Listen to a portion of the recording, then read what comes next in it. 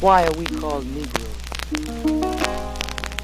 Why are we deaf, dumb, and blind? Why is everybody making progress, yet we seem to be lagging so far behind? Why are we mistreated? Why are we in this condition? Stripped of our name, our language, our culture, our God, and our religion. Here in America, all of our religious training has been gotten by the preacher. He has told us of a heaven way up in the sky that we can't enjoy now, but rather after we die. But all of the years that we're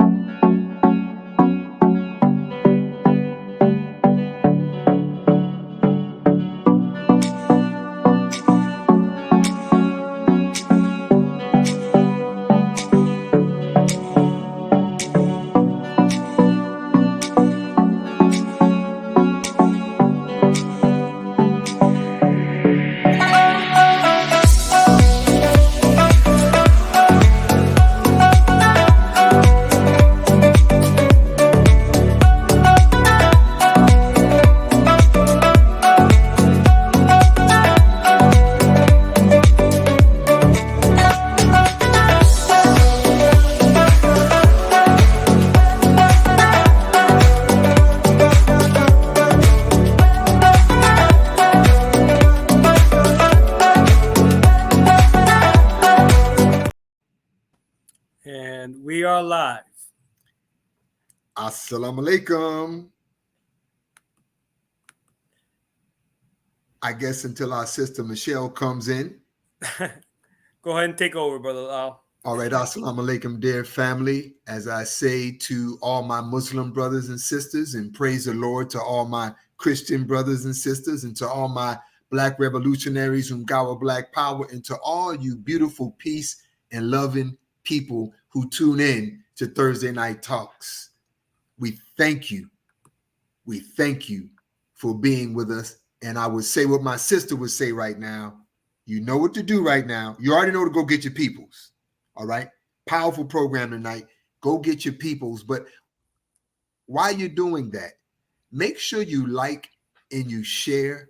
You like and you share. You know, Brother Tony, I was just looking at the promo as it was coming on, and I was reflecting on all of the different shows. Yes, sir. And all of the different topics.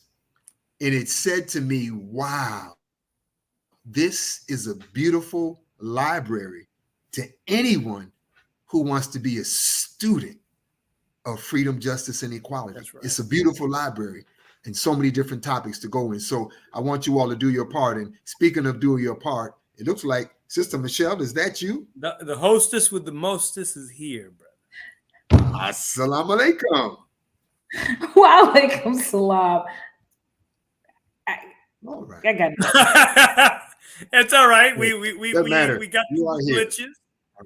You're here. I am here. I did remind him, we're going to turn it over to you, sis. I did remind him to like and share. I didn't remind him like you do it. Nobody does it like you did. Now, I did tell him to go get their peoples. Right? I told him to go get their peoples. And I was also reflecting on this beautiful, beautiful library of information, inspiration, teaching, and training that is in the catalog of the 7th Region Coalition's Thursday Night Talk. So, family, we're going to add another addition to it tonight that is so powerful. And so I'm going to pause right there. And as I get ready to turn it over to you, Sister Michelle, I want to say this to our folk who are thinking about not going to get their people. You know, I was speaking with someone last evening at an event where, you know, people are out and, you know, they don't wear masks anymore and everybody is just going along and forgot all about COVID. And she says, wow, I would have never thought that would have happened to us in a million years. And I want you to think about if you ever thought about that, particularly as it pertains to having something to eat. Come on. as it pertains to having some food. I mean, like to survive. So I'll pause right there, tell you to go get your peoples, right? I see we got our sister Kim chiming back on in, but that's right. Let me turn it over to the hostess with the mostest, Sister Michelle Muhammad. Assalamu alaikum. There you wow. Wow. Wait. There you go. There we go. All right. Wa alaikum salam. Greetings. Good evening. Assalamu alaikum to our Muslim family. Welcome on in. And of course, always in the name of Allah, the Beneficent, the Most Merciful. All praises are due to Him. It is Thursday, y'all. Thursday Night Talks. I am so happy to be able to get on. I don't know what's going on with my internet this evening, but you will bear with your sister this evening as I muddle through. But yeah, we do have a good topic. And just like Brother Lab was mentioning, what the topic that we're going to be talking about is something that we went into our last show. So if you didn't have an opportunity to listen, go back and listen to the couple that we had on the other Thursday, because what we're going to talk about today is an extension of that, and that's the importance of what we have to be prepared for the things that are coming. That's already here, and things that are coming. Right. So if you have not had an opportunity to grab someone or grab your family member or friend, you absolutely need to do that. This is the time. This is the conversation. Me and you, your mom and your cousins. Matter of fact, Sister Michelle, Brother Tony, let me tell them this. Look, anybody you know who eats, come on, go get them. That's it. Anybody you know who eats, go get. Anybody you know who eats, like and share this too right now. Anybody? Oh, wow, isn't that everybody? That should be everybody. Something with on my camera, but yeah, everybody should be tuning in. And by the way, we're on YouTube, so just in case you forgot, because we did the like and share and all that good stuff. If you don't like to be on Facebook, go on YouTube. Check us out there. Either way, the information needs to be disseminated. So if you're not helping, right, then you're hurting. So just make sure that if saying sharing is caring, that's right. Sharing is caring. Anyway, I'm your sister Michelle, I'm your moderator for this evening. I just want to remind everyone, please do that because it's important. And the more we share and the more information that we give, hopefully it'll help save someone's life, right? That's the important part. So anyway, I don't want to kind of belabor the message. Brother Tony, I will pass the baton over to you. This way. All right, we done. Yeah. There we go. Hey, you virtually passed it. In the name of the one God who bears many names, some know him as Jah, others know him as Jehovah, some know him as Dios, some know him as Bon Dieu.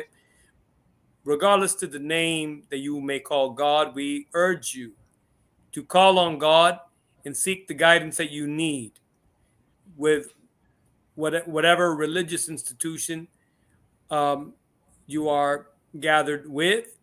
But here, we, as a 7th Region Coalition, we're here steering people to save lives. This is what we have been put together to do under the regional leadership of Student Minister Patrick Muhammad.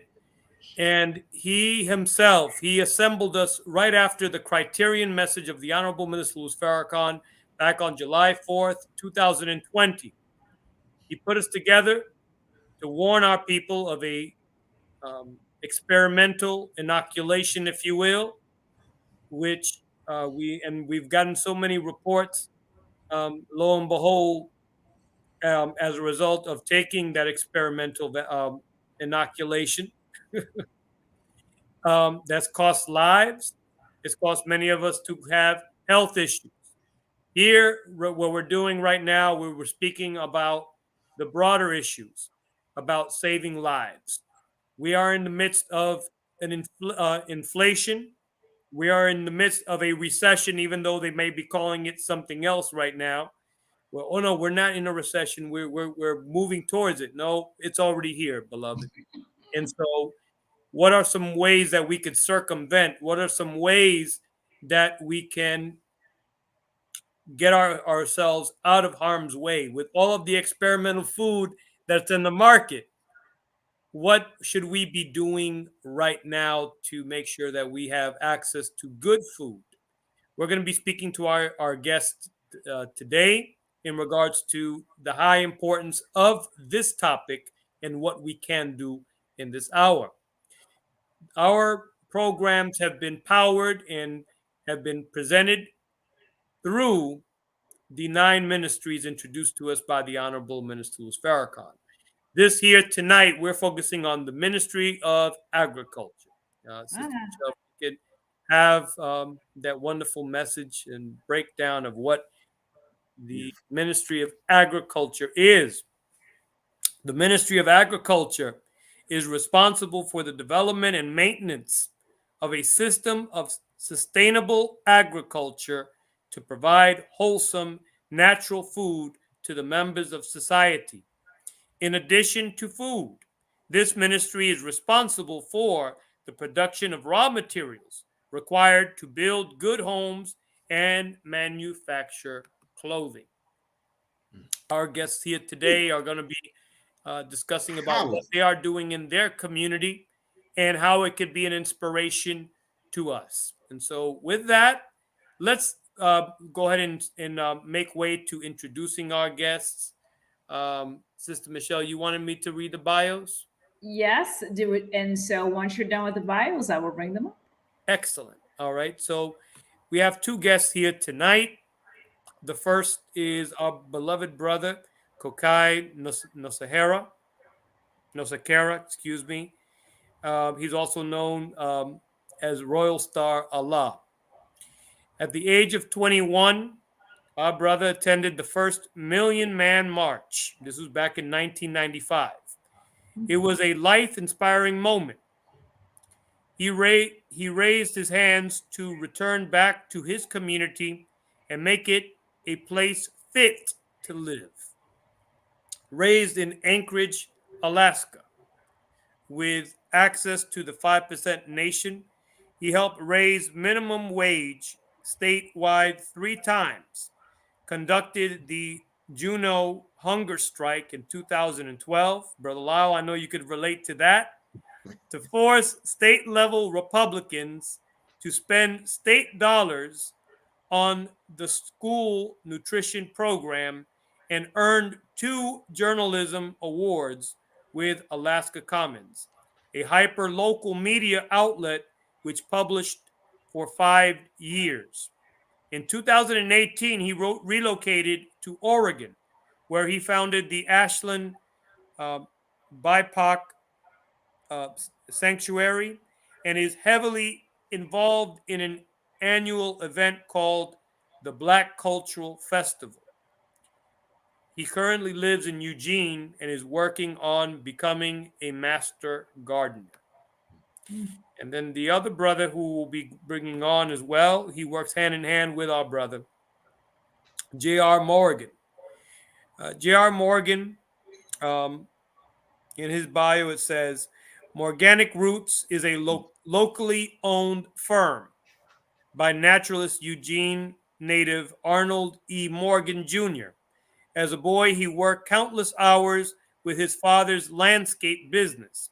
And from there, he has transitioned into a more organic and sustainable approach with his work with a business degree from the University of Puerto Rico. Ethical business decisions, good heart, and a green thumb. Morganic Roots was developed. On his journey, he has also received a certificate in both horticulture, permaculture, design, and advanced permaculture design focusing on climate resilience from Oregon State University. Morganic Roots understands the interdependence of all, which makes it easy to cover a broad scale of topics with the firm. With over 10 years of experience, Morgan specializes in sustainable, eco-friendly practices, design on a big scale and small, installation, maintenance, wood crafting, including custom garden beds, sustainable gardens, holistic health. Morganic Roots values hard work, efficiency, and customer satisfaction. And so let's bring on our 2 guests here for this evening, Sister Michelle? Okay. Let's see if I can get them Come on, up. give me some love. Give me some love. Give me some love. Kai, and we Brothers see working Brother that JR. time. There we go. Beautiful, Welcome, beautiful welcome, gift. welcome. We welcome you two beautiful gifts. Hello. Indeed, indeed, indeed. Wow. Doing some awesome work. You know, when they say the prayers of the righteous are answered, just to know we got great minds that are thinking like these brothers. That's right. And welcome all the way to the 7th region from the West Coast. Trendy. Thank you for So, having us. No, you're very welcome. Let's kick this off. Maybe the two of you, or maybe one, can maybe just start talking just a little bit about yourselves, and then we've got questions. But I would love to hear the individual kind of story, or kind of what you all kind of brought you together. I know we had the bio, but maybe just a little something from the two of you would be great for the audience to hear. You want to go first, JR? Yeah, that's cool. So my name is JR, and you guys, the bio was from my business. I have a business called Morganic Roots Eco Firm. Yes, sir. And yeah, I'm really proud about that. I'm a father, as you can see. I see something else you're proud about back there, good brother. It's beautiful. Yeah. Yeah, so I guess I kind of got into the organic movement and sustainable gardening when I was living in Puerto Rico, and that's where I graduated from. I played basketball, and I was really, into that. And when that time ended, I was in a search for, who I was and what is happiness, because I lived through basketball for so many years, and that point came when that time ended, and I found a book called The Tree of Life Meditation System, and I started reading that, and it was talking about meditation and how you can't really meditate unless you're, putting proper food in your body and you're connected to yourself. So I instantly started making some changes within my diet, started meditating, and then it led me to gardening. And so I was just living this like full circle out there. And at that point, I was at a financial struggle because I was really trying to fight for what I believed in out in Puerto Rico. And that led me to come back to Oregon, where my family's from. So I've been out here for about almost 6 years, and my business is rising. I just got a contract with the city of Eugene that I'm really excited about. And I'm doing some good work out here. We have 3 community garden plots where we're educating the youth, and people can come and they can learn how to grow food. The people that work are sharing harvest. I also had mentioned that I just did a project in Zimbabwe where we installed this sustainable garden. And so I'm just full force. I also really believe in, financial stability connected to the sustainable life. So I feel like that's extremely important.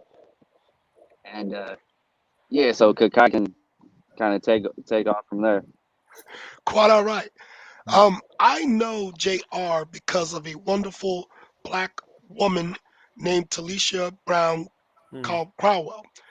Her vision is the Black Cultural Festival, and that happens every year in Black August. And so she heard about what I was doing in Southern Oregon with the backyard gardening program, and said, JR is doing something at the community garden over at Matthews that's around the corner from where you live in Grand Street. I was like, okay, cool. And I walk over, the brother's there.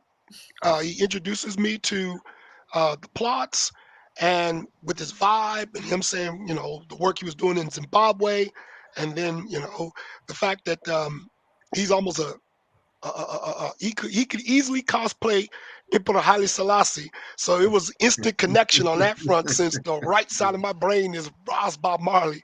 And so it was wonderful.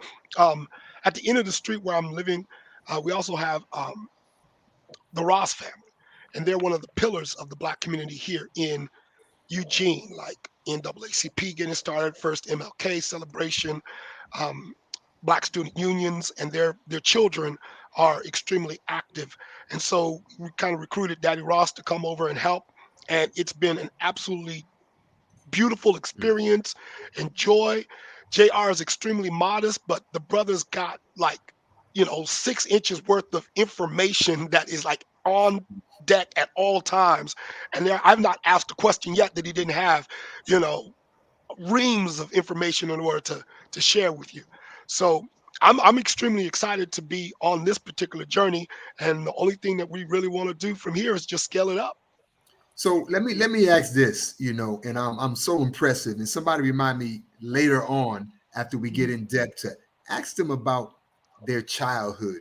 They're both so super excited, and we know they had to take root somewhere along the way. But even before we go back there, just brothers, in terms of agriculture and Black folk, where are we? Where are we not? Well, okay. So it seems to me that where we currently are is at an educational deficit. That's right. We're so used to going to grocery stores and all the work being done for us that we really don't know where our food comes from or how our food is grown. The number one thing that I learned when I was in Southern Oregon doing the backyard garden was the importance of soil making. And in the beginning, I didn't even know what that was an element, because the ground is the ground. So you just put a seed in it, put some water on it, and it's supposed to go. Then you learn that you can have barren soil. So it can be dirt there, but just basically just rock that's just pulverized, and there's nothing nutrient there. There's no life in the soil. So I know some people like that. So I learned that you ended up having to make soil that was worm friendly, bug friendly. And if the worms and the bugs are present, now you got life present, and then everything else can grow from there. But it took me a moment to learn that you had to amend the soil that you were working with and prepare the bed. And that's where our brother with the horticulture, please take that one on, because it blew my mind when they started saying that you want to start with just the ground and then lay sticks and then maybe some sand and then put compost on top in order to, and the wood, the old sticks and everything, become sponge-like and hold water to the point where they can even make horticulture mounds to where they don't water them, because the rain soaks up into the logs and is allowed to. It's like making a small pond for the roots to be able to access. And that blew my mind. I was like, I've been walking on the planet Earth all this time, never thinking about quality of soil and what that really means. Beautiful. Beautiful. Wow. JR, agriculture, where are we? Where are we not? Well, I think as a whole, like you said, we're in the West Coast, and I spent some time in Africa, and I spent some time in the Caribbean. So I feel like agriculturally, overall, I think people are in different situations. Like in Africa, people are growing, if, for instance, in Zimbabwe, like that's where I went, so I can speak from that. We went to Bulawayo, and in the neighborhood, you can see a lot of, Black people growing food. Everyone's Black, so everyone has food, and it's a sustainable thing, where they have to do it to make sure they have their corn, to make sure they have, the necessities. So when we're here in the States, it's a little bit different because we don't have that need, and everything is very simple, and everything is at our hands, where we can order food now and we can do all these simple things. So it really creates this disconnect. So I think it's when we're talking about Black people, Black people in America, I feel like are suffering because we are disconnected from nature, mainly because of the resources that we have. And that is a strategy, for us to not be connected. But also to the fact to where, yes, people are growing in Africa, but it's mainly older people. So the youth, they're also trying to disconnect us from being connected to growing food, and pushing us into getting degrees and trying to push us away from manual labor. And I personally believe that gardening and health and taking care of your body shouldn't be something that we have to chase to find. I think it should be something that we have within us. So I mean, I've heard, you know, other people talk about the education is missing. So I think that that's a real big disconnection is just the education on the importance of agriculture, not only in producing food, but the importance of being connected to nature and how many benefits that has also. Powerful. Beautiful. If I could share this story, in the school that I was at prior, I'm an educator by trade. We had a, um, a cooking program for the children at the school, and a lot of these children had never. These are middle school students. They were being introduced to vegetables.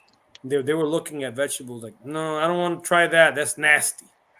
You know, it's like that's like the mentality that we're dealing with. Like when we're dealing with the disconnect, it is severe.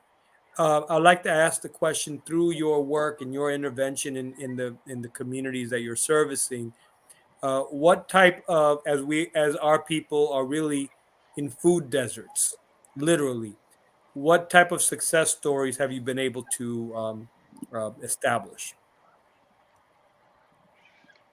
If you could share some of your success stories. Well, currently we got 2 plots in town. We live in in Eugene, Oregon, so it's not like Atlanta. It's the numbers are slim out here. So we've been successful enough to have me there, Kai there, Ross there. If we have 10 people or even 5 people working at the garden, it's success. It doesn't necessarily need to be extremely big, but we're putting in work. We're growing food. Last week we just gave a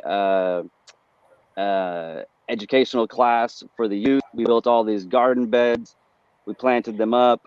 We put in strawberries, so it was like instant gratification, and it kind of gave that you could see the kids, because the education is, when you're talking about plants, which I've done a lot of workshops, it's not the most interesting and exciting topic, when you're geeking out on like flowers and plants and soil. Like, some people are interested, but majority of people, 85 to 90% of people don't really care much about healthy food or growing food. So trying to find ways to connect is success.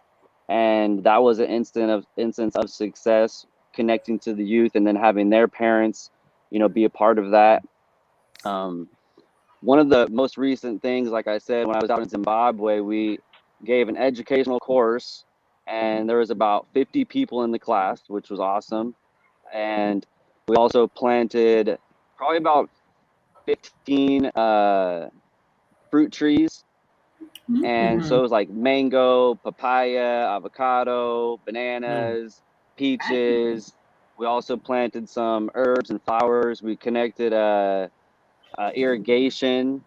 And so I'm still in communication with them. The nonprofit that I was working with, collaborated my business with, is Mambita Foundation. And it's a group of Africans. As mentioned, my wife's from Africa, and she's on the board with the Mambita Foundation. And so we're making a lot of moves, and there's a lot of success going on right now. So it's a really positive time. Beautiful. Love it. So in Southern Oregon, with the BIPOC Sanctuary, we did 8 backyard gardens. What we learned quickly was no one had done it before. So it was a learning curve, and it was a steep learning curve. So that's why I said I started off with learning that you had to amend the soil. That was through trial and error. There was one thing, no one dropped out of the program. That was the very first thing. They did the program all the way through. And there was a sharing component. 30% stayed with the household. 30% was shared with the other 7 members. And then 30% went to elders or the food bank. So it was extremely gratifying to me to like get all this harvest when it came in, because I learned that, squash, once you plant squash and you water squash, you will have squash until you stop watering squash. Okay, so we would have, like, every week once harvest started, I would have 8 grocery bags and would literally go around sharing all this produce that was fresh, and everyone beamed because they had never seen abundance like this ever before. Wow. Woo, seeing abundance. Woo, you hit a nerve on that. Never one, before. brother. And so the second year, it was easier to get people involved than the first year. The second year, they literally told us at the sanctuary, I want the entire system. So they wanted a vertical operation. Can you guys buy us a greenhouse or a small greenhouse so we could do a nursery? So then we could do our own starts and then put them in our beds. So we ended up having to do a lot of organizing for the second season because the enthusiasm had gone through the roof, and we had to buy manure. And there are certain things like manure, like if you've never done that before, the fact that there are entire farms where that's all they do is compost and manure blows your mind. Like, I Put a literally price tag on that industry for us, brother. Put a price tag on the manure industry. Depends on how many yards you want to get. So, and then it changes up if it's going to be chicken or if it's going to be horse. I think JR is going to be a little bit better when it comes down to those particular prices, because in Southern Oregon, it's farmland. So you had a number of people who were sharing, and we got ours because we did it through the sanctuary. They literally gifted it to us because they were like, yo, we ain't never heard nothing like this before. Black people are working together, and you guys made it successful. And if you're in Southern Oregon, they're like, we don't know about, they just see Black people furring here and there trying to escape oppression. So the fact that we were actually working together, they literally just said, we'll just give it to you. So I didn't pay nothing. but I learned that there's different kinds of manure and compost. So you learning that, what a yard of dirt is and how much a yard of dirt is. So like, you fill up the pickup truck with 2 yards of dirt, and then you gotta move the dirt. So you get strong real quick, John Henry Strong real quick on that front. So to me, mainly it was the connections that were formed from doing something that is as human an activity as growing food, and then the sharing thereof. Because once you got all this fresh produce, then you got to learn how to cook it. And so then we started sharing recipes with each other, because there's no point in having all this good food that you're not going to consume, because we didn't want any of it to go to waste. So you ended up having to substitute a lot of previous meals because you've now got this produce here that you're trying to consume. So everybody's health went through the roof. All the babies went through the roof. We had a couple of children who were autistic. Their behaviors toned down because there was less impurities going into their bodies. So They started being able to listen. They started being able to sit longer. They could keep their focus and concentration. So I just saw nothing but benefits all the way around. And you when you look at it, it's like a cone from Buddhism, where the solution is so simple that you seriously don't believe it's going to take. But then you find out that's all we had to do. Yeah. Wow. And you could grow a lot of food in 12 by 12 feet. You grow like 300 pounds of food, easy. So when I said that we had 8 of these going and we were sharing, it was just a massive amount of food. So now, what you're thinking over this? I was going to say something now, just to stay on that topic, because you said something that's very important, is that the vegetables, when it's the purest, right, when it's coming right out of your garden, you're absolutely getting the benefits. But let's talk about that, just that piece of it, because what we get in the stores, and right. So let's talk about, because there's benefits to this, but let's talk about why it's important that we do it, because what we're getting in the stores and what we're putting in the body, we think that we're getting the nutrients, but we're really, really not. So let's talk about that. JR, either one, doesn't matter. I just know that you hit on it. Either one. This is an and both for these brothers. Right. Both y'all. Yeah, I hear that one. We grew tomatoes in the backyard that I had. I know we did tomatoes and squash were the main thing. We tried corn. We learned that you have to do it in bunches and you got to have cross-pollination. But what I noticed was the tomatoes that you buy at the store and the tomatoes that you grow in your garden taste totally different. Same with the squash, same with anything, potatoes. It tastes totally different, especially if it's amended soil that has all the real nutrients. The tomatoes that you buy in the stores tasted bland.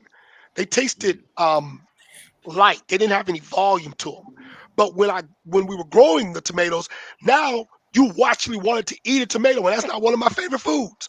But you wanted to eat the tomato by itself because it was just, you got a sweet tomato, and you're like, tomatoes are sweet. This is a fruit. They're sweet. They're not plain. This is not just alkaline water or something. You sit there for the first time and you eat 5 tomatoes, whole tomatoes, and you're like, I just ate 5 tomatoes. I've never done this before. But it's a totally different experience. Absolutely totally different experience. JR? Wow. I was gonna say, but before you add on to this, JR, why do you think that there is a difference? What do you think that's happening to the fruits and vegetables that are making the difference? Well, I think first off, it just depends on the source, right? Because here in Oregon, where we live in Eugene, there's a lot of healthy stores. You know, I can list like 5 or 6. So this is, you know, not considered a food desert, right? So we do have option to go into the store and get organic produce from a local farm. And so these local farms that's one of their sales. That's how they distribute, is through the stores, right? So, but there is a difference of when you're talking about organic and non-organic, you know. But even to that, Omri is the one that labels organic, and it says that it has to be 90% organic. So it's still It's organic, but there's still 10%. It's not necessarily organic. But then you have someone like me or Kakai that's growing food without the label of organic, but it's like you can trust us that it's natural because, you know, we grew it ourselves. We knew what we were putting in it. So I guess to answer your question, I think it has to do with the input. Like he was talking about the soil, that's the main thing, you know. And also when you're spraying chemicals on stuff, it definitely, like for instance, apples, like you get those apples in the stores and they're shiny and perfect, you know, that's not a natural apple. And then when you bite into it, you get that kind of wax taste versus an apple that might have a little, you know, maybe not look as beautiful, but it's more tasty. Another kind of thing that you see a lot, very common, is the, like, strawberries are really big, like if you grow them yourself, but then sometimes, you know, the size differentiation can always be, you know, either they'll be really big because they're like pumped with steroids, you know, steroids and chemicals. And so we're talking about fruits and vegetables, which I that's what I eat. Majority of my diet is fruits and vegetables. But even when you're talking about meat, you know, meat is even kind of a more, you know, like for instance, if I don't eat meat, but if you do eat meat, like the cows and all of these animals that are not labeled organic, it's extremely bad. It's way worse than a non-organic apple versus like a non-organic chicken wing, right? Okay, I gotta ask a question. I gotta mention this, and maybe this may take us all off topic, but well, I'll keep it in the realm of what we're talking about. I said to someone, let's think about how many homes, how many families, how many restaurants, how many shops that are selling meat. So are you trying to tell me that we got all these animals to slaughter on a daily basis, which they say organic or not, that we have all of these animals to supply all of this meat all day long, every day, at the rate that we're going? I'll stop it right there. But I just know that vegetables, right? You can grow them fairly in a fairly not a say a fast pace, but you can. There's no imitation apple. Let's just say it like that. There's no imitation this meat. They're producing it at such a high rate. This impossible. Well, maybe I shouldn't say impossible. That it's real. So just think about organic, non-organic. You know what I mean? Is that Sister Michelle? Are you referring to cloned meat, Sister Michelle? Well, it could be. Yes, it could be cloned. It could be cloned, which is very real. I believe I read an article some years ago where now cloned meat is permitted in America, and so when we're eating meat, we really don't know what we're eating. Wow. So vegetables is the way to go. Sorry, Brother Lau. That's all right. Yeah, I want to go back to something that the brothers really both alluded to in their remarks that really dealt with how growing food together produced a certain kind of human culture. Yes. Right. And when we look at our urban communities and we look at things like violence and we look at things like obesity and things like depression and all the different ills that have been affecting us since we've been urbanized, so to speak, what kind of impact, people talk about solutions, what kind of impact could doing this concept that you all have in our communities have on those quality of life factors? Very first thing, green new jobs. Absolutely, green new jobs. So Mary McLeod Bethune and being able to craft Bethune-Cookman College as completely independent, not attached to the federal government. Growing food was absolutely essential in being able to do that because it leads to independence. Okay, because if I can feed myself, then I don't have to tap into these other systems. And like JR was saying, down here, farmer markets are huge. So now I've got an outlet to build a job. And I can be my own person, do for self, without having to be subject to all the rules and regulations that will force me to now go against self in order to access dollars. Okay. So once that kicks in and there's a certain level of independence, then there's a level of security, because now you can show up consistently in a way that the system isn't used for you showing up. And once you start giving that level of example, it allows other people to say, well, I can shine like I see them shining. Why are you shining? And then you can share a meal, you can share food, you can share the process, a pathway towards independence.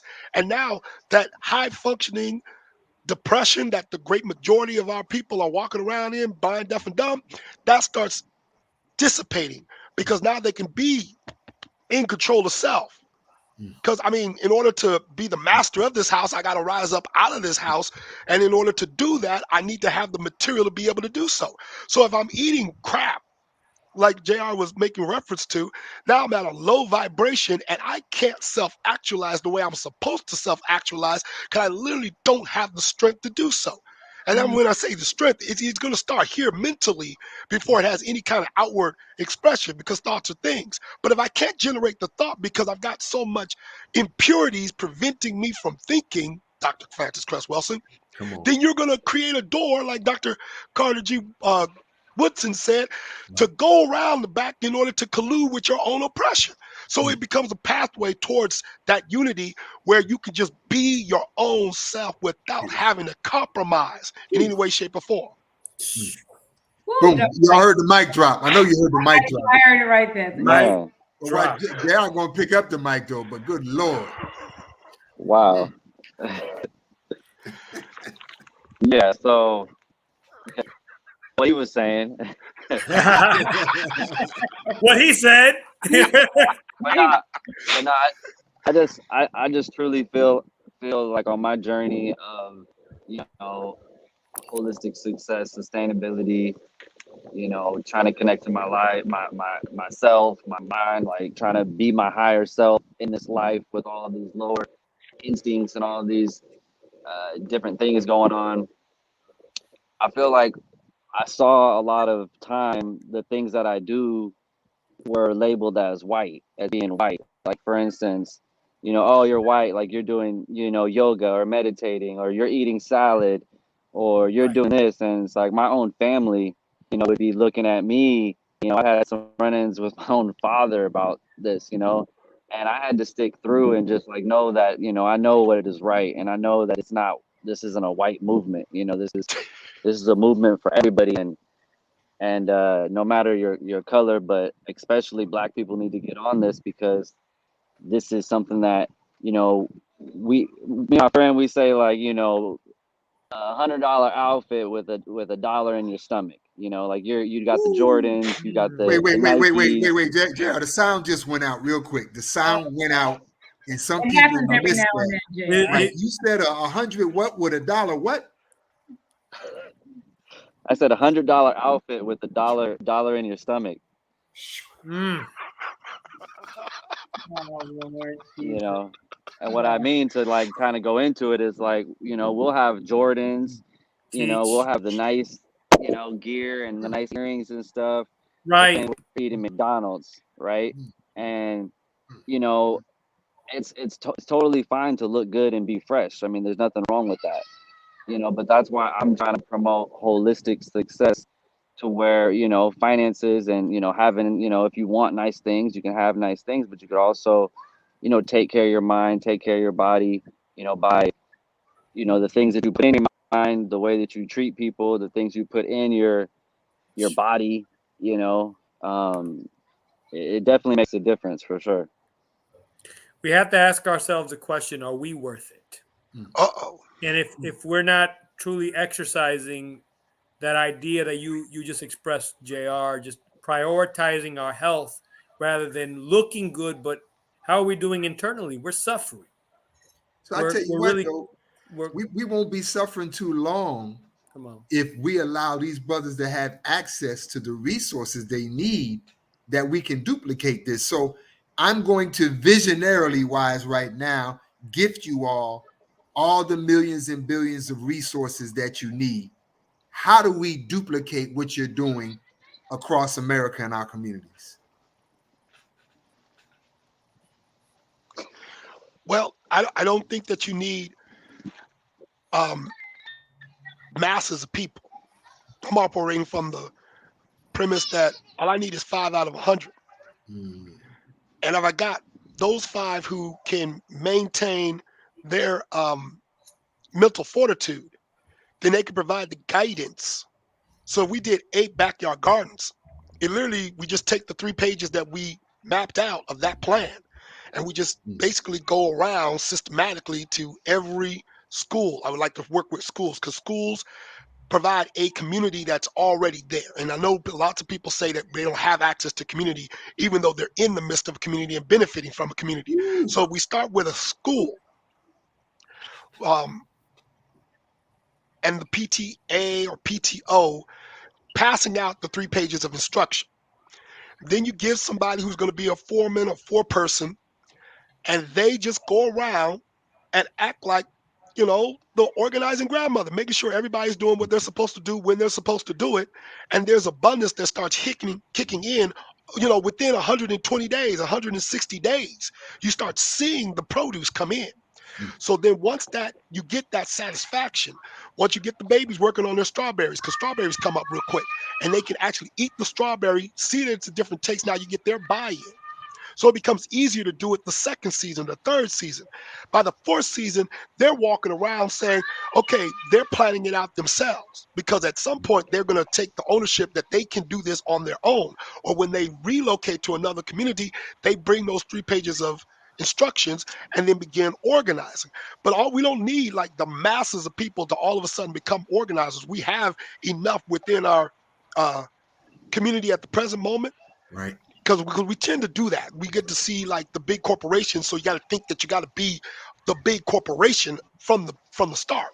instead of starting where you are with what you have. And then once that's successful, it becomes easier to scale up because everybody starts developing the skills to garden. Okay, that learning curve.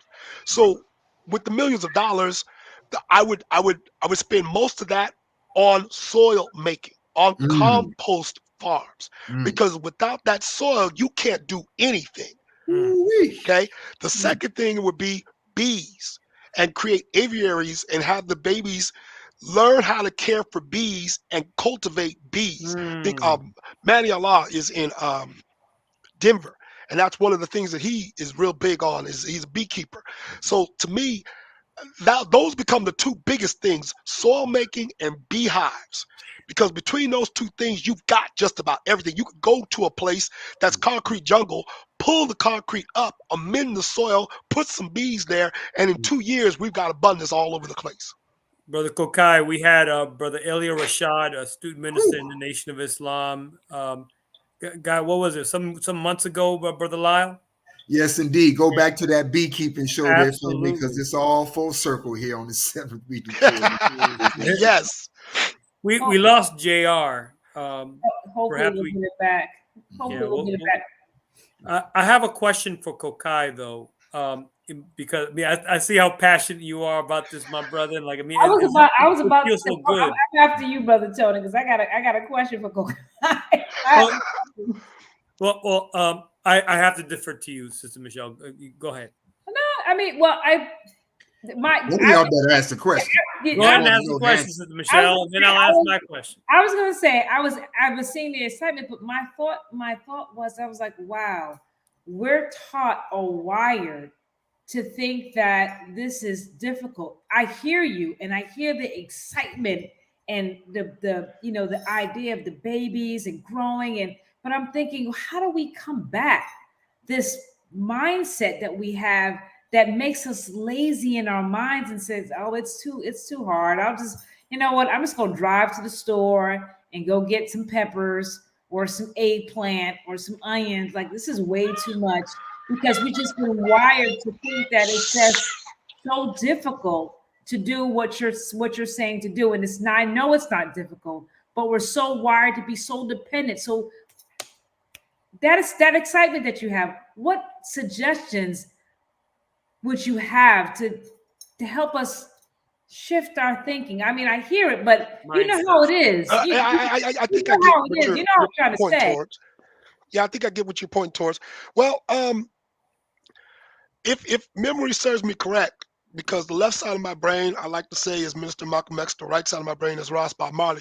If memory serves me correct, there was this person, and he said that if you're surrounded by people who are sick, all you need to do is clean your glass. Right. And when you clean your glass and start drinking from your clean glass, the other people are going to look all of a sudden and say, how come you're not sick when we're sick? And that's when you can say, here's this clean glass that you can drink from, and you won't be sick either. I think, I believe that was the Honorable Elijah Muhammad that has said that. So I think if we just follow the blueprint that was given to us, all you have to do is stand with two glasses right next to each other, brother. Right. Dirty one and clean one. Right. And they will come over and want to drink from the clean glass. No different than when they said the first time that Bob Marley came through, no one had ever heard that heartbeat rhythm, so they didn't know how to react. The second time he came through, same venue, the producer or the promoter, it was standing room only. The third time he came through, there had to be a free concert because everybody in the community wanted access to that clean glass. So that's what I think that we end up doing is, once we become the living example of the solution that we're talking about, the other people say, well, what manner of woman, what manner of man are you? And then you get to say, I am you. I'm just a little bit ahead. Come on, we can run together and we will be able to thrive together. Beautiful. There are any reflections? Well, I got caught out cut out for a little bit, so I just got the. Well, that's why you got cut off from your money, brother. We gave you a visionary, unlimited budget there, brother, and all the resources you need to build out what you're doing across the country. How do we do that? How can we take it? We got to give you your money. That's right, brother. So we're talking billions or trillions, or what are we talking? Millions or thousands? Okay, let's talk millions. Yeah, because $1 million today isn't very much. Right. Teach. So we're talking. I mean, that's the thing. It's hypothetical. I don't really like to think like that. But I guess if I had $1 million, you know, we did say millions. Yeah, I would just expand. I feel like I have a good concept of what I'm doing right now. You know, I do design work, I do educating people, installation, maintenance. I'm, you know, growing a lot of food, so I would just amplify what I'm doing. I believe it's important to try to stay, you know, humble and try to just stay, you know, not get too caught up in outsourcing, I guess, overspending, like keeping my budget low and being able to maximize the production, not only with the food, but just with the lifestyle in general. And yeah, at that point, after I got my situation secure, I would go to Africa and really start putting in some work out there, you know, growing food and helping with water, you know, just having access to resources like water and electricity. You know, because I find it like, as much as, you know, it is, you know, there's a lot of people in distress here, but I feel like when I've gone out there twice, and I'm definitely planning on going back, and I want to go to different countries, but I feel like the fact that, you know, Africans don't have just your resources of water, electricity, and food, I would try to build some stuff out there to improve that, because, you know, we don't really have that issue, you know, where water is an issue. I mean, at least in Oregon. I mean, maybe California, there's, you know, different situations, but yeah, I feel like giving back to Africa, the African American or the Black people here, I feel like we have a huge responsibility to help Africa. You know, like, we have the technology and the privileges. So if I was privileged enough to have millions of dollars, I would sustain my situation here and then go to Africa and just create something sustainable, to where it's not like you're just going out giving money and then it's gone, but putting money into something that can continue to grow, and you know, create jobs, create opportunities, create resources. That's what I would do. You brothers are a gift. Can I add on to what he just said just quickly? Because yes, sir, my brother. To me, I'm also in agreement when it comes down to us talking about that fiat money. I come from Alaska, all right? And so for those who don't know, that's an Athabascan word, and the settler couldn't hear Alaska, so he says Alaska, right? So 80 million square miles was, quote unquote, ceded back. And they have this intangible thing called sovereignty. And that sovereignty is more valuable than fiat money, because now that means that the resources on that land, they have access to and can prevent the destruction thereof. Because when you're in Eklutna, which is just outside of Anchorage, you are not in the state of Alaska. You are not in the United States of America. You are in Eklutna. And if you have a problem, you got to take it up with the United Nations, not with the president, not with the governor. They are sovereign. And if you come onto their land and you seek to do destruction, they can stop you. So the salmon that they hunt, pristine.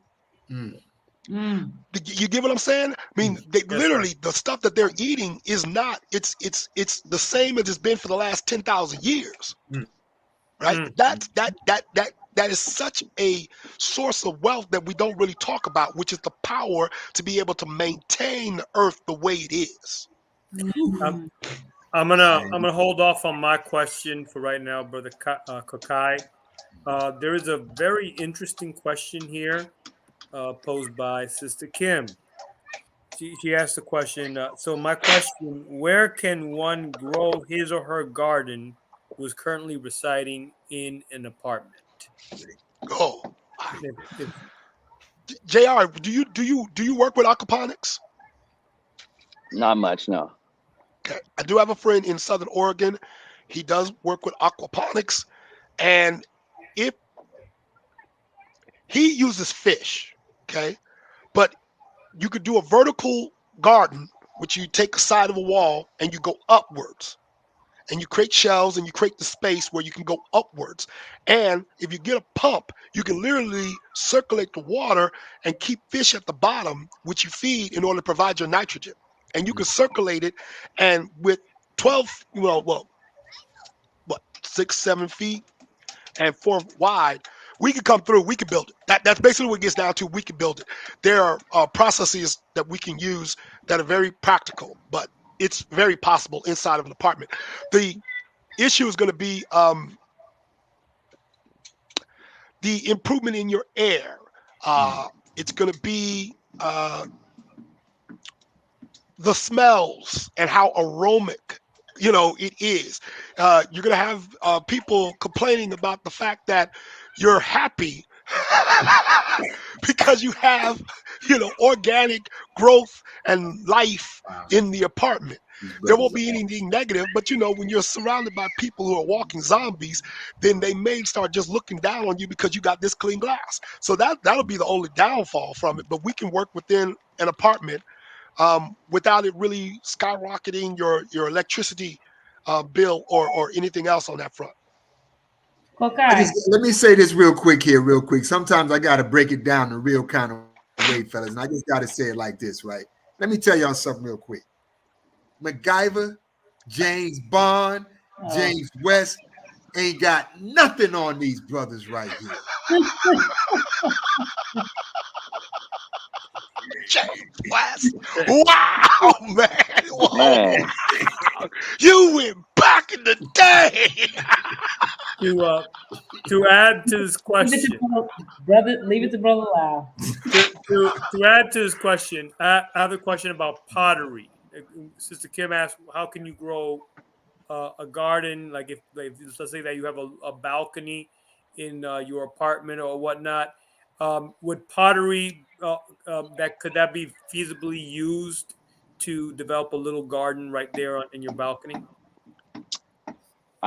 Yeah, that's kind of what I was thinking. The aquaponics is definitely more like Kakai was saying, it's a building it's a structure that you have to build, and you have to kind of understand how to create that. It's a little bit more complex, but once that gets going, it's definitely very sustainable. But with that being said, if you have an apartment and you have a little deck, yes, you can grow in pots. You can build a garden bed. And so really what you would want to do is plant plants that don't desire much root space, right? And then you want to think about like the microclimate of, if you have sun or if it's shade, and because there are plants that grow in, shade, and full shade. Like for instance, there's sorrel, which is a native plant here that grows in full shade. If it's like partial shade, then you can grow like kale or lettuce, if it's full sun. So thinking about that, which a lot of people don't really think about much of that type of stuff, but when you have a little bit of space, being able to maximize it, like he was saying, you could do vertical gardening, the same thing that he was saying with water. You can create a vertical garden with soil. Also, a lot of people that I've seen have done, like, if there's space on the roof, people have like gone onto the roof and just talked to their apartment complexes and made that happen. But most of all, I think it's just important to connect with. I think it's just important if you don't have space. Let's say some apartments don't have a deck or don't have, a roof, but there's access to community gardens. There's always people that I feel like gardening people in general are always very open for community bonding. So I mean, if you connect with them, maybe they give you, you get your own garden bed. So I mean, once you open up the door to being open to gardening and having that be part of your life, I think that opportunities will present themselves and you could end up having a full plot, or all of a sudden you got access to an acre. But you have to start somewhere, and just opening up that door to growing some oregano on your window shield, your window, and that will turn into more if you continue to search for that light. Question, JR, is there any consideration for what level on the apartment you're at? Meaning that if you're at the ground level and you got a lot of traffic that goes by you, does the car exhaust impact the plants in any way, shape, or form? Yes. So finding a way to block that. I mean, there's different situations that you can do, but yes, it will. So if you're right on the street, for instance, but people do it. People, like I was saying, in other countries, they're doing stuff like that. So I mean, it's all about just putting your best foot forward and trying to make something happen, right? I have a question. Now because I thought about this at one point. Could I, or if keep in mind the airplane system, Michelle, does have to land too. Now. No, I know, but this is one good question. This is a question, and it just came to me because I wanted to ask. What about they have portable greenhouses? Because I was looking into something like that. Could I do something like that? A portable greenhouse? What do you mean by portable? Like you can move it around? Yeah, well, yeah, they have them. Well, I was doing the research. I was looking on Amazon, and yeah, you can move them around. Like you can put them in the house. You can start growing some of the plants in the house, or you can move them outside, or you can have the greenhouse outside. It's not a huge one, but one that you can kind of put outside so that it can get the sun and be outside, but not get attacked by bugs and other things like that. And it just allows the plants to grow. Maybe could that be used in an apartment or anything like that, or does it matter, or am I is it wrong of what I'm thinking? No, you're right on. I think if we're going into that, I think introducing microgreens is really a good route for something like that, because microgreens don't necessarily need much space. And what I mean by microgreens is like not a full grown plant. For instance, like a lettuce, or a different plant that you just, like kale, for instance, you can grow it, or you can harvest and eat a tiny kale plant. You don't have to allow it to get really big. And I guess kind of just like a way to do that is by having a tray, filling it with soil, spreading the seeds, right? So it's not like one seed, one seed, one seed, one seed. You're like covering all the area with soil. And to kind of just, a little bit more education is, so when you have a seed, you never want to plant the seed more than 3 times the dimension of the seed, right? So like a lettuce seed is really small. So then you just sprinkle a small amount of soil on top. And now you have a thing called succession. So when that's growing, you have another one. So essentially all you really need is 3 trays of microgreens, and you could potentially have as much greens as you desire, and you can grow those inside on your counter. Another way that some people have done it with artificial light. If you're in like that's another, like if you have you can buy a light and just have that be the light if it's in a area that's maybe not as bright, or it's not getting enough light. So the answer is yes, you can definitely use that, but you have to be precise on what plants you're planting. You don't want to plant like something that's too big for that area, right? Mm-hmm. Okay, thank you. Wow. As we are landing the plane, Brother Lyle. but as we do it, Brother Tony, because we do want to leave time for our brothers that have closing remarks as well too. Absolutely. I have a question for Brother Kokai, because you spearheaded an end child hunger campaign in Alaska, in Anchorage, and you were able to produce some change there. How do you spiritually, personally, how your involvement in this project here in well, not here in Florida, but there in Oregon. How do you see it as being an extension of the work that you have already committed yourself to? It's just, well, that it's the passion becomes the force, and then the passion inspires people to begin providing outcomes. So by staying focused in on taking care of the least of these, the babies, the ones who have the least power in our society, by taking care of them, that lowers the resistance that most solutions encounter, because you got the inertia of our society. You know, it's Babylon. You got the inertia of our society. So when we're organizing, most of the time, we're pushing up against that inertia to create the new thing that solves the problems that the inertia is creating. So by doing the gardens and the babies being able to help, because it's not super complicated, because it's dirt, because it's an antidepressant to put your hands in the dirt. So then they get to learn about the worms, and it becomes an easy lesson when it comes down to animals and insects and how everything is connected and it's one. And then they start valuing the sun and valuing where water comes from, valuing where the food comes from, and it bonds the family. So it becomes a very practical way to end child hunger without having to fight the inertia or people's desire to not wanting to fight the inertia, because it's something tangible that an individual can do on their own, regardless to what other people are saying. So that negativity doesn't, it's a way to get around that negativity. I hope that answered the question. It does. Thank you, my brother.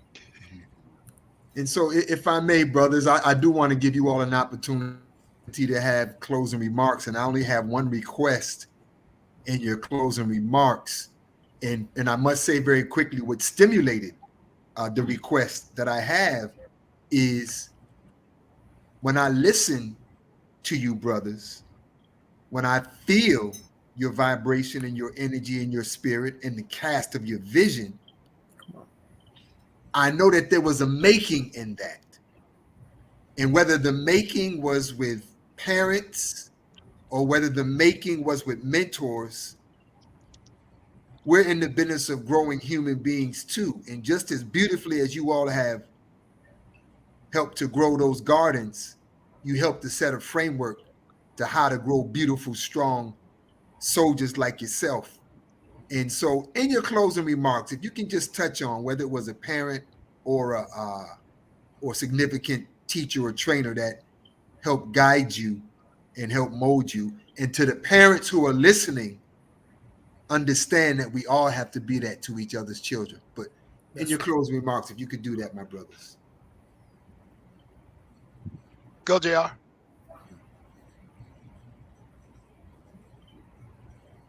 We can't hear you, JR. You're on mute, JR. You're on mute. Okay, what ignited, you know, like I was mentioning earlier, the Tree of Life meditation system, that really just changed my perspective. So I mean, if the youth, I feel like that's a great book to, you know, it teaches you about, you know, your higher self and teaches you how to meditate.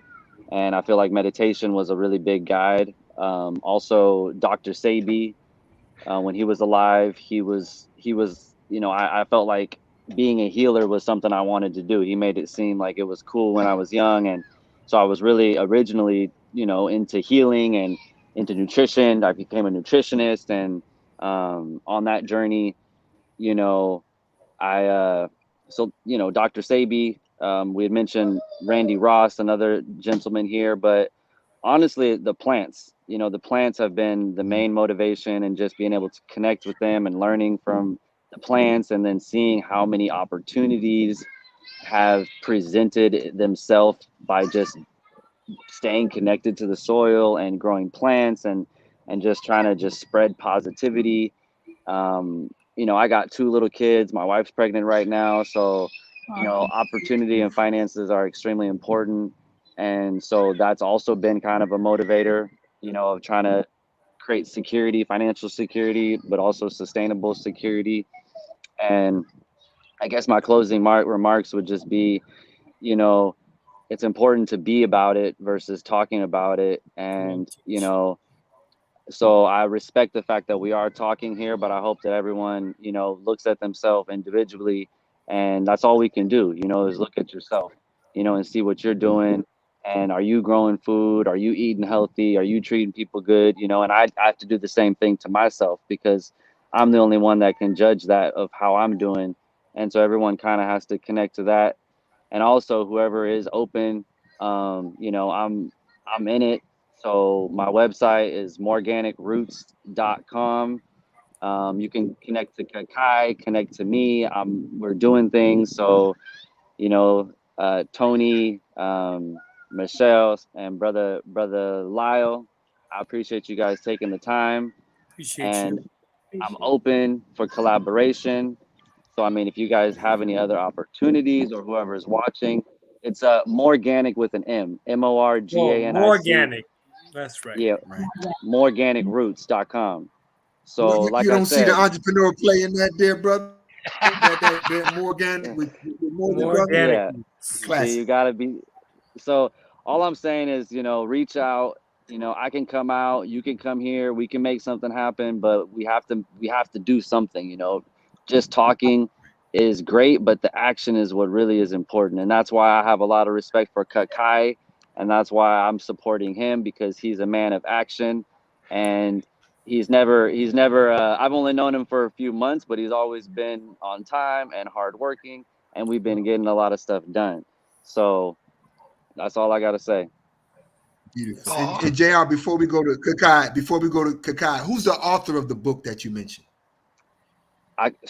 Honestly, it was a while ago. I know the concept of it is from Egypt and the Kemetic scripture.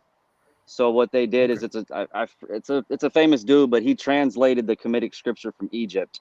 And so it's like you gave us a lifeline to it. That's what I wanted to make sure the people had. Yeah, that's what it is. And it's not necessarily a religion. It's more of just like a spiritual awakening.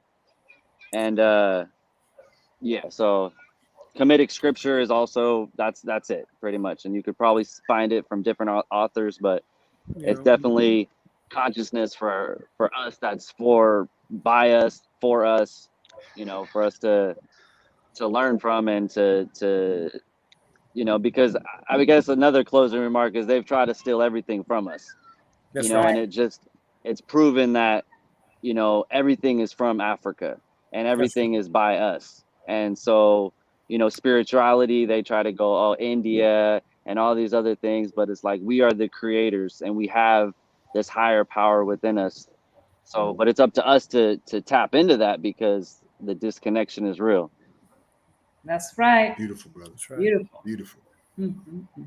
Kakai, what say thee, my brother? Well,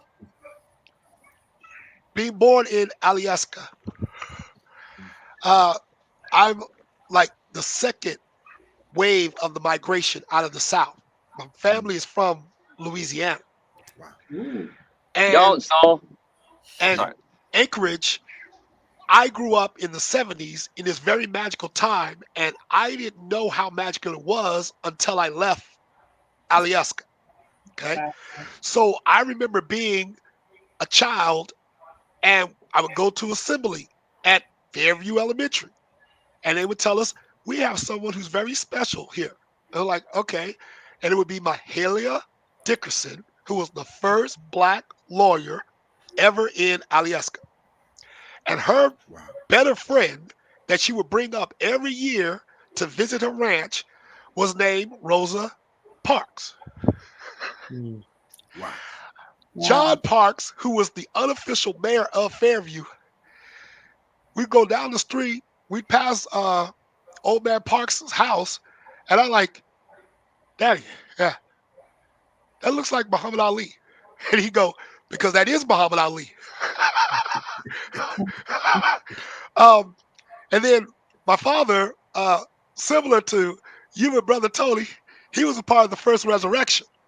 So I wasn't part of I wasn't part of the first I'm sorry. resurrection. Okay, he was, but I mean, he was at FOI. That's what I'm making point to. Right? Yes, sir. So my rite of passage was at 21, he sent me to the Million Man March. My baby brother, he sent to Brazil. Okay, so I gotta say, it literally was my parents and the neighborhood, because it was that magical time period where, because of all these people flowing through, going to Japan and back and forth, I literally got access to some of the biggest and best minds of the African American diaspora. I mean, Karinga, Baba Dick Gregory comes up. So I had all this inspiration to draw from, and they never put in our heads that the inertia of the society could stop us from acting, that we could always maneuver around it and get it to do what we wanted it to do, because we are the original man. Come on, teach, beloved. Teach. Sound like you know. Man, family, so I got something powerful. to say I have real a quick. special request. Yes, sir. Go ahead, big brother. I also want to give respect and shout out to my family and my father, because my father Yes, and my sir. mother, I don't want to forget about them and just my family in general. Like they were, even though we think differently about a lot of things, just the fact that I have their support, Yes, sir. I don't want to forget about that. Give them respect. Absolutely. Wow. It Brother, was a you great just, when you honor. talk about well-rounded, you just really, that was more than icing. This was a very healthy, well-rounded conversation and exchange. And I'm going to ask everyone who catches this to really go out your way to share this with families, share this with our young people, share this with teachers, share this with teachers of teachers, because this conversation was rich and not just words and deeds and action. But I'm telling Brother you, Lyle, very one of the major lessons that our brothers have taught us here in just this conversation is, you want to grow together more closely as a community, want to grow closer as a family, go build a garden. Right. Teach. Yes, there you go. Let's Teach. grow together. Let's Yes. build the unity that we say that we need and that we want. So yeah, I'll definitely be reaching out to you brothers and connecting. But yes, Sister Kim is right. Just like the soil our brother makes, it was very, very rich, And Sister Khalila's not here tonight. We want to give our sister a shout out, Sister Khalila Muhammad. Major also want to shout give out to Sister Khalila. Right. She's here in spirit, Brother Lad. That's right. We want to give a Tuning born in day somewhere. shout out to Sister Zebe Muhammad as well. Blessed born That's day right. on yesterday. Sister Zebe. Right. And in the spirit of Sister Khalila, we normally do the tree of the week. You know what the tree of the week is right now, this week, based on these brothers? We don't all have of them. We do. All of them. No, wait a minute now, Brother Lad. Before we get off, there is a tree of the week. We want to encourage, the believe. I mean, not the believe. Well, the believers too, but the audience. Start a garden. Start your own garden. If it's just start with one plant, just start. Just start with one. You know what I mean? And then and then let it progress from there. But that is a tree of the week. Just start with beautiful one. That's right. Beautiful Michelle, Brother Lyle, we continue to bring to you, the viewing audience, quality programming that is meant to benefit our lives and meant to save lives. So, StreamYard is not free. Bring it on up there, Brother Tony. Tell them, put your money in your cash app. Put your money in your cash app where your mind is, family. Provide to you is free, but this here is not free. StreamYard is not free. No. Making connections and putting in time and hours is not. Do your part, family. Do your part to back up this mission so we can help support other missions like the great ones you heard tonight. Put your cash app where your money is, and now put it where your garden is. That's right. Put 5 on it, but don't sing the rest of the song. Everybody got to get it done.